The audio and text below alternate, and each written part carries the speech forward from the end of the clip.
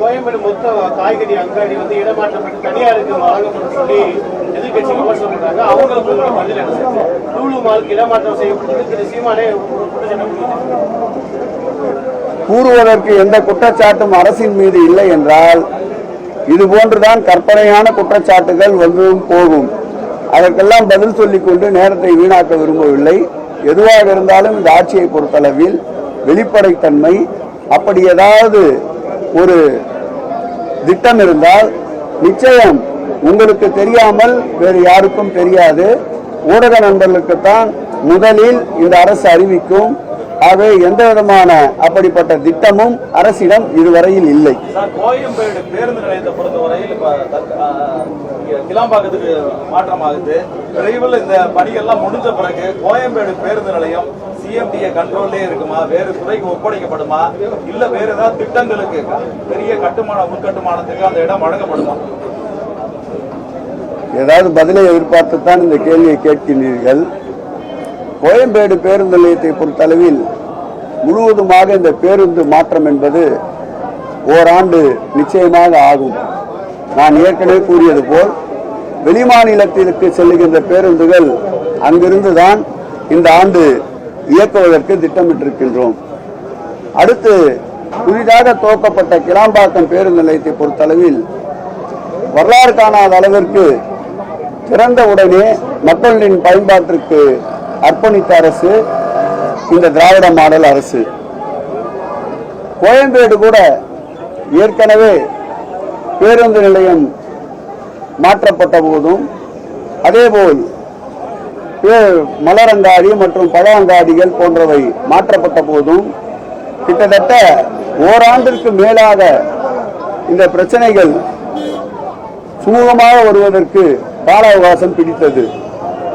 ஆனால் இந்த ஆட்சியில் மாண்புமிகு முதலமைச்சர் அவர்கள் 30ஆம் தேதி இந்த பேருந்தத்தை திறந்தவுடன் எஸ்சிடி பஸ்களும் குறிப்பிட்ட அளவு ஆமணி பேருந்துகளும் இயக்கம் தொடங்கியது. மக்களுடைய பயன்பாட்டிற்கு ஒரு பெரிய திட்டம் வருகின்ற பொழுது மக்களுடைய சிறு சிறு தேவைகள் பயன்பாட்டிற்கு வந்த பிறகுதான் அறியப்படும்.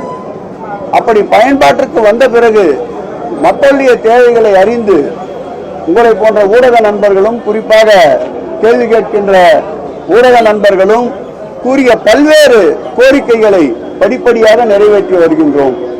நேற்றைக்கு கூட மாற்றுத்திறனாளிகளுக்கென்று பிரத்யேகமாக பேட்டரி கார் வாங்கப்பட்டு இருக்கின்றது.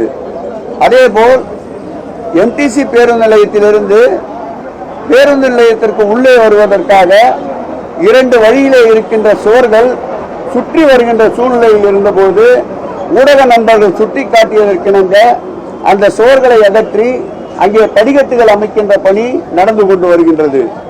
அதேபோல் எம்டிசி பஸ்ஸில் இருந்து நேற்றைக்கு ஒரு தினம் மாத்திரம் 4000 நடைகள் இயக்கப்பட்டிருக்கின்றன.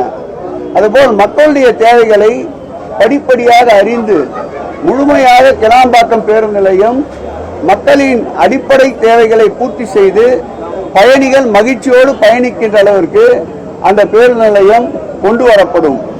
அதோடு மட்டுமல்லாமல் நீங்கள் கேட்ட இந்த கேள்விக்கு இந்த மாத இறுதிக்குள்ளாக படிப்படியாக பேருந்துகளை கொண்டு வருவதற்கும் 24ஆம் தேதியிலிருந்து ஆவணி பேருந்துகள் முழுமையாக அங்கே இயக்கப்படுவதற்கும் நடவடிக்கை மேற்கொள்ளப்பட்டு வருகின்றது. குறிப்பாக சொல்ல வேண்டும் என்றால் துறையினுடைய செயலாளர் ஒரு நாள், துறையினுடைய உறுப்பினர் செயலாளர் ஒரு நாள், அதேபோல் நம்முடைய தலைமை செயலாளர் ஒரு நாள், அதேபோல் போக்குவரத்து துறை அமைச்சர் ஒரு நாள், சென்னை பெருநகர வளர்ச்சி குழுமத்தின் அமைச்சர் என்ற வகையில் நான் ஒரு நாள் என்று தினந்தோறும் யாராவது ஒருவர் அங்கு ஆய்விலே இருக்கின்றோம்.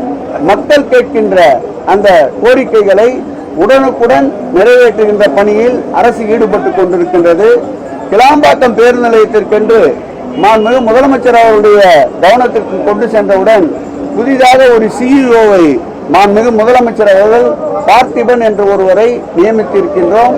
ஆகவே கிளாம்பாக்கம் பேருந்து நிலையத்தை யார் காலத்தில் கொண்டு வந்தார்கள், திட்டமிடப்பட்ட பணி இல்லாவிட்டாலும் மக்கள் தமிழகத்து மக்கள் என்பதால் அந்த மக்களுக்கு முதல்வர் எங்களுடைய முதல்வர் என்பதால் தேவைப்படுகின்ற அனைத்து அடிப்படை தேவைகளையும் படிப்படியாக நிறைவேற்றி தருவோம் என்ற நம்பிக்கை எங்களுக்கு இருக்கின்றது. மக்களும் அதை நம்புகிறார்கள். நாளடைவில் அனைத்து பிரச்சனைகளையும் சீர் செய்யப்படும்.